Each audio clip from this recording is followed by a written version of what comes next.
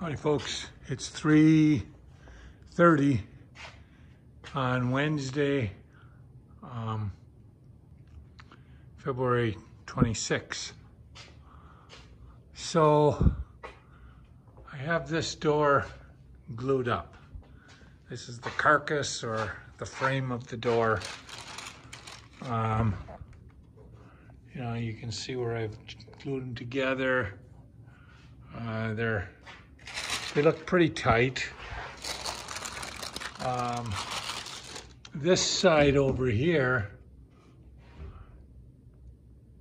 is right there. That's that angle. And the hinges will go on that side. And over here, we'll have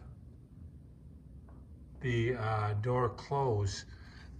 This will be the outside of the door. This will be the inside. So as it's closing, this passes the jamb first. And because I have that little angle, and that's 3 degrees, what that'll do is make sure that that first part of the edge of the door does not hit the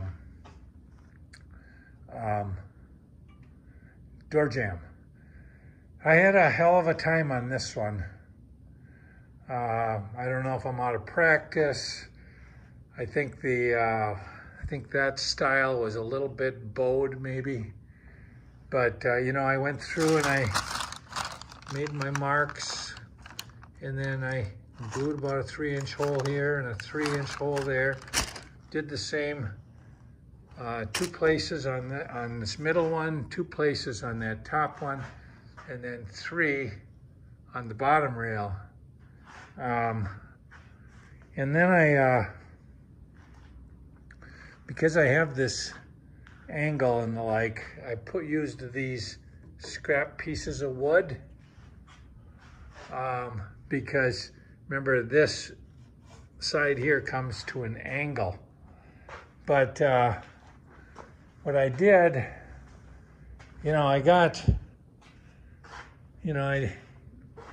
glued everything to this side, and then I had my, I glued up there, and then I pounded my dowels in there, and those dowels are the 5-inch ones that I've been using.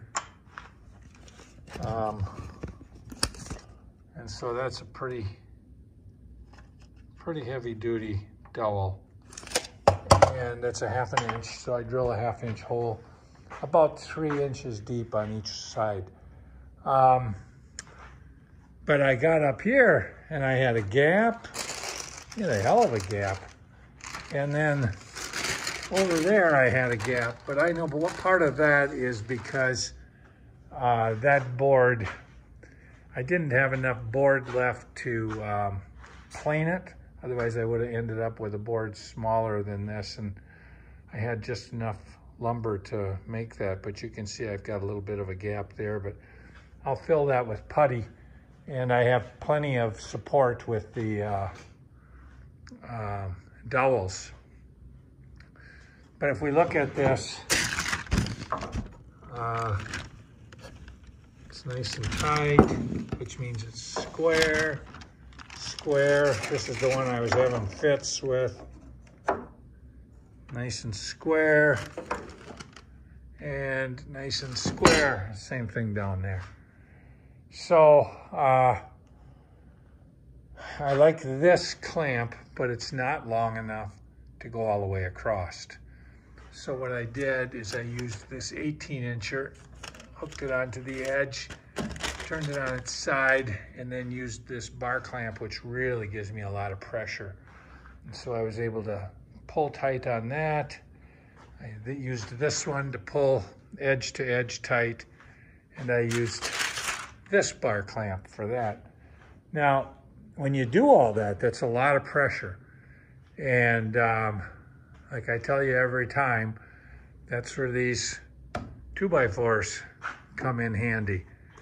I put one on the top, one on the bottom, flat side against the door, Same thing, you can see it better here. 2x4, there's the door, and there's another 2x4. And the reason I do that is when I clamp this down tight, what it does is it makes sure that that door stays nice and flat. So I gotta tell you, this one probably, just gluing it up, took me over an hour.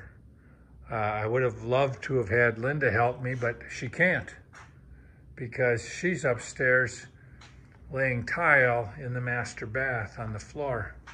And she's got a time limit too because, you know, she's got mortar that's got to be dealt with. So this will be the door for the guest closet in the entry hall. Before I take it down to the cabinet shop to be sanded nice, I'll make a top panel that'll go from here to here, and I'll make a bottom panel that'll go from here to there. But I'm real pleased with what we've got, what we did here, and thanks for following the progress. 11 more to do.